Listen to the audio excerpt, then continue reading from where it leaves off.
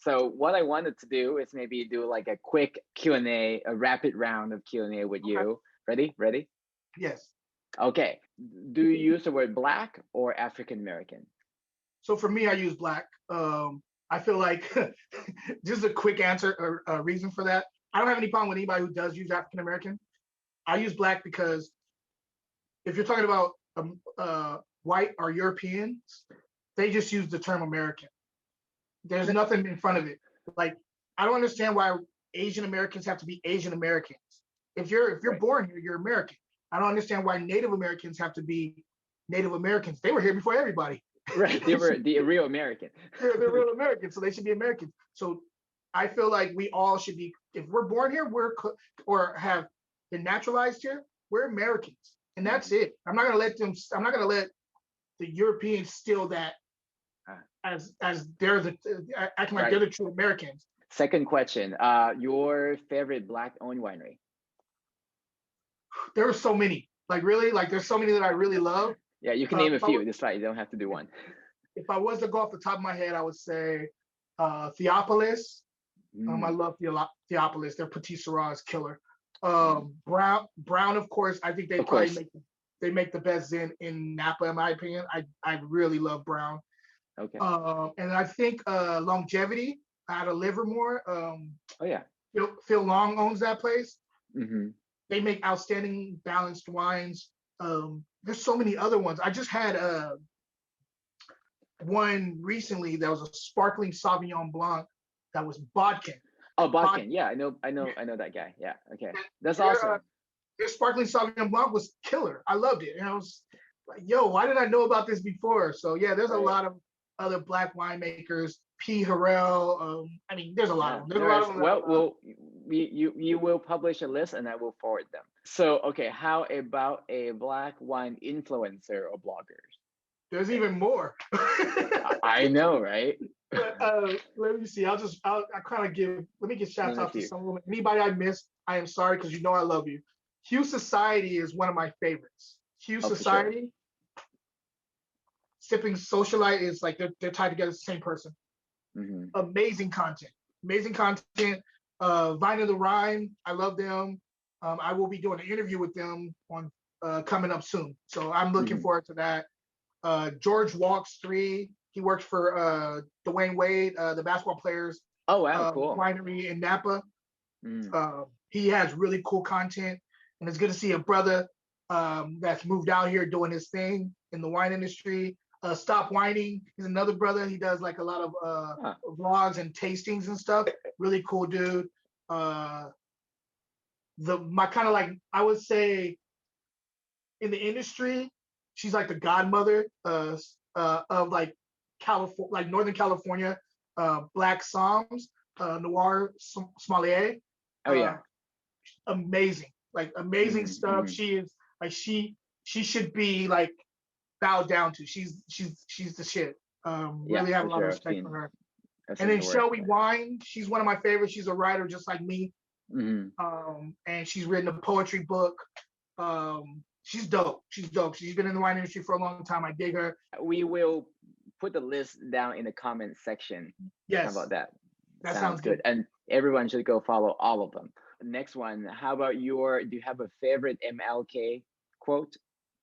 I do. But if I'm going to do an MLK quote, I have to do a Malcolm quote. If it's Martin Luther King, one of my favorite quotes, and it's kind of to what we were talking about earlier. An injustice anywhere is a threat to justice everywhere. I love that quote. I think that you can use that. I don't care if you're Black or not. You can use that for whatever you want to use it for. Homeless, like the stuff we see, the fact that people are not being helped out. I think this is that quote just kind of nails it, hits it right on the head. Like we all are in our own spaces in life. We're all in our own like levels of life. We have to be able to look down to anybody and see what's going on and try to help them out. Because if they're having problems, that says a lot about our whole society. Exactly. It's a systematic problem. And I agree. That is one quote that really gets me every time when I look at other injustice that sometimes I don't feel personally connected to, Yeah. right? But that quote just bridges all across to say, you know, you cannot turn your blind eyes to this, and you have If to we're all pay brothers and attention. sisters, like for real, if we're all brothers and sisters, if we're all do unto your neighbor as you would want done unto you. Like if we're all that, if we're collective, then anybody hurting in your community has to affect you. You got to do something about it. And that's Mm. just my opinion. That's how I was Oh raised. yeah, So shout out to definitely. my mom and pops. Like they were on top of that. Cheers to Cheers that to one. mom and dad. They're not gonna like that I cussed earlier. I used the S word and I realized that I did it, and I know they're gonna watch this and yell at me. But sorry, mom and dad. But I can edit it out. no, leave it in there because I got to be honest with them. Good. And then the Malcolm one, I got to read this one. You're not to be so blind with patriotism that you can't face reality. Wrong is wrong, no matter who does it or says it. I love that. I think for right now, that is the perfect quote for what's going on right now. Right. You, Right. it's okay to be a patriot of the United States, but if somebody is wrong, I don't care if you're in the police department. I don't care if you are in government. If they're wrong, they're wrong. It's about the truth of the matter, and you can. And I think that's actually more patriotic than anything is to call it out when it's not conducive to the whole society as a whole. That's right. Yeah, and I think that's actually remind me of the phrase right in the Constitution to build the more perfect union. Yeah. It's the word more perfect implies that it wasn't perfect before and we are striving to make it more perfect, and even Yes. when we make it more perfect, it's not the perfect, right? Yeah. There's always going to be room to build better, Yeah. and I think to say that we already are perfect and we're going to go back to whenever the perfection was, is to ignore that spirit of ever growing, ever improving society Yeah. that the forefather had envisioned. That's you're preaching to the choir, my friend. That is exactly what I'm talking about. I feel like my journey's always been to always improve, always become a better person. I want people who knew me 15 years ago to see me now and be like, oh, he is definitely leveled up as far as who he is as a person.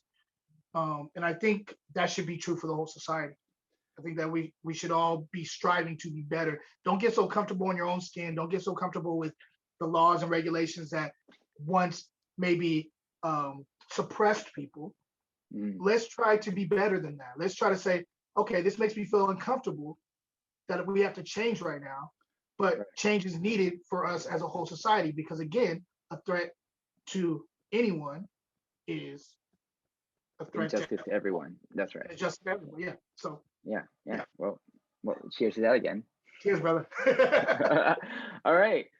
Last one. Is there a Black history fact that you didn't learn in school that you wish you had? Yes. My biggest thing, and I think this is probably maybe one of the most important things that needs to be discussed, is the fact that money and laws have been used in concert to suppress a whole race of people. And what I mean by that is, for example, what I would love for them to discuss is there's this thing called redlining, right? In real estate. And what was going on was that they were making sure that certain demographics of people could not move into certain neighborhoods, just based off of their race. Right. Making sure they couldn't get loans and things of that nature. And so that's one thing that I think should be taught in school, because that's history. That really happened. I don't think we should split any history. I think we should let it open for everybody to know what's going on. So that's one thing that the money and the laws like were in place to keep a group of people, after all the stuff that happened with slavery and then Jim Crow, still keep them in their box, not to let them allow them to grow. Yeah. The other thing is, I also would love for them to teach about the communities that Black communities that rose above that, like Tulsa, Oklahoma, who, as a community, was one of the wealthiest communities in their area in Oklahoma. And then I also want to I know this is hard for white people and like Europeans, but I also want to like I want them to see the conclusion of what happened. I want them to understand what happened. It should all be taught. I know it's a black eye on the history of the nation, but like Black history is history of the nation, so it should be taught. I needed taught that people that were white that were outside of that community of Tulsa came through and obliterated the whole city, like messed up businesses, killed a bunch of people, and nothing ever came from it. So I need that to be taught in school because it happened. This whole like whitewashing like slavery thing where they're saying, "Oh, we saved you by bringing you over here," is BS. I'm not gonna say bull because my mom's probably listening, but it's BS. It's not okay. And we need to teach history as it was. I don't believe in whitewashing history. I don't believe in changing the narrative of history. I think it should be shared. And I wish I would have learned this in high school. I learned all this stuff when I was in college and after. Money and laws around the Black community. That's what I want to know. For sure. And that's what informs in the way we move forward, right? And we build a more perfect place. Well, thank you. Thanks for joining me today, and thanks for educating me on your experience on the industry, Black History Month in general. So I want to thank you for even reaching out to me about this. Like, I really appreciate you hitting me up and like, yo, I want to have a conversation, and I would love to have a conversation with you about this. So I appreciate you reaching out to me, man. I do. It's you don't get a lot of people, a lot of allies that do that, and I mean, I understand either way, whether they do or not, but I do appreciate you doing it. I really do. And cheers to you, brother. Yeah, well, cheers. Thank you. Cheers to Black History Month.